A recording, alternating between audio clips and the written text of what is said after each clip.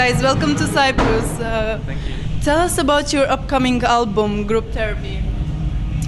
Well, we've been working on it now for, God, it must be about 2 years probably. Yeah. And little bits of material from even before that. We got some collaborations with Zoe Johnston, Richard Bedford, as well as some instrumental tracks from ourselves. It's going to be out next spring, and hopefully people will like it. You perform in front of a million people. How is that feeling? Well, it's funny when everybody talks about this Rio gig that we did. That was like maybe 4 years ago on New Year's Eve. We played on a beach in Rio, and the funny thing is, like, I don't think that you can possibly actually even see a million people because of the curvature of the planet. We played on a beach which was something like 15 kilometers long, and they had sound systems all along, so we could maybe see the first kilometer or something. But it was truly an amazing thing. Not even just a gig, but even to get to the stage took like half an hour of like driving through the crowd and everything. It's a different technique of DJing. If you're playing in a venue like we are tonight, you can communicate a bit more with the crowd, whereas when you're playing to that many people, you can only see a few of them, so you've just got to do the best set you can and hope. How is it feels to be the number 4 DJ in the world?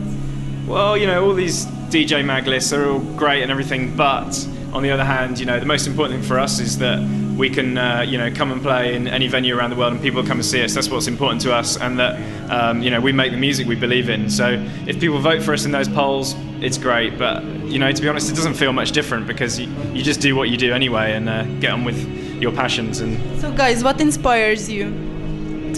Life. It has to be life, I think. Music, I guess, is inspired by your life, and there's lots of little areas within that, you know, it can be some sound on a keyboard that can inspire you. On the other hand, it can be an emotional state that you're in. Or, you know, there's lots of different sources of inspiration, but I think, life.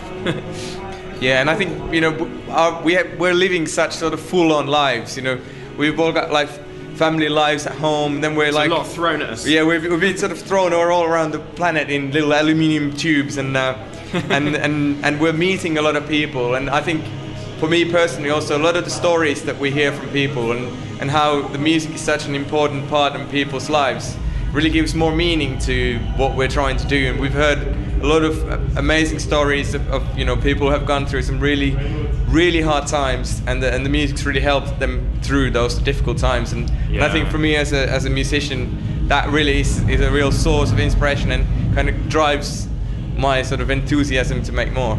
I mean, I always say there's no output without input. So if you locked yourself in a room, you probably wouldn't.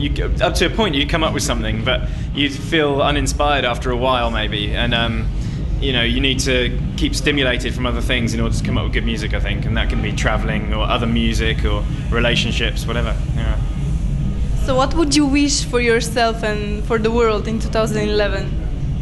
God, that's a really difficult question, actually. What would we wish for 2011 for ourselves and everybody else? Yeah, it was so funny. I was talking with my mother, where me and my family from London, we're traveling to Finland to spend Christmas with my parents, and my mom was asking me, what would you like to, you know, wish for Christmas and for New Year?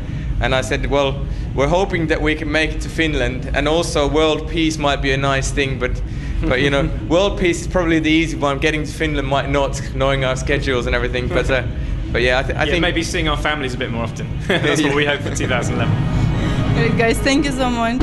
Thank you. Thank you.